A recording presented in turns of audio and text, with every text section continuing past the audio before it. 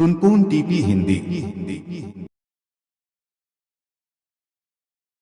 Please video को like और channel को सब्सक्राइब जरूर करें। तो चलिए आज का कहानी शुरू करते हैं। आज का कहानी है लड़की किसको मिलनी चाहिए। उज्जैन में महाबल नाम का एक राजा रहता था। उसके हरिदास नाम का एक दूत था जिसके महादेवी नाम की बड़ी सुंदर कन्या थी। जब वह विवाह योग्य हुई तो हरिदास को बहुत चिंता होने लगी। इसी बीच राजा ने उसे एक दूसरे राजा के पास भेजा। कई दिन चलकर हरिदास वहां पहुंचा।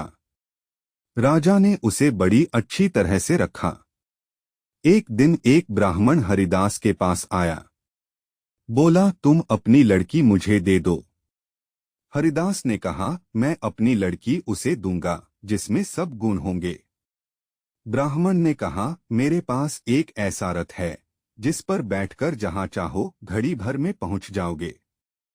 हरिदास बोला, ठीक है, सवेरे उसे ले आना। अगले दिन दोनों रथ पर बैठकर उज्जैन आ पहुंचे।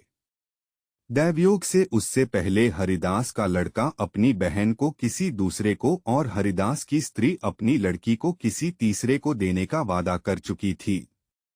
इस तरह 3 वर इकट्ठे हो गए। हरिदास सोचने लगा कि कन्या एक है, वह 3 हैं। क्या करे? इसी बीच एक राक्षस आया और कन्या को उठाकर विंध्याचल पहाड़ पर ले गया। तीनों वरों में एक ज्ञानी था। हरिदास ने उससे पूछा तो उसने बता दिया कि एक राक्षस लड़की को उड़ा ले गया है और वह विंध्याचल पहाड़ पर है। दूसरे ने कहा, मेरे रथ पर बैठकर चलो, जरा सी देरी में वहां पहुंच जाएंगे। तीसरा बोला, मैं शब्दवेधी तीर चलाना जानता हूं, राक्षस को मार गिराऊंगा। वे सब रथ पर चढ़कर विंध्याचल पहुंचे और राक्षस को मारकर लड़की को बचा जाएं। इतना कहकर बेताल बोला, हे राजन, बताओ वह लड़की उन तीनों में से किसको मिलनी चाहिए।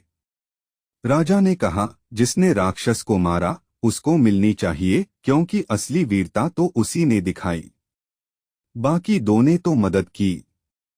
राजा का इतना कहना था कि बेताल फिर पेड़ पर जा लटका और राजा फिर उसे लेकर आया तो रास्ते में बेताल ने छठी कहानी सुनाई।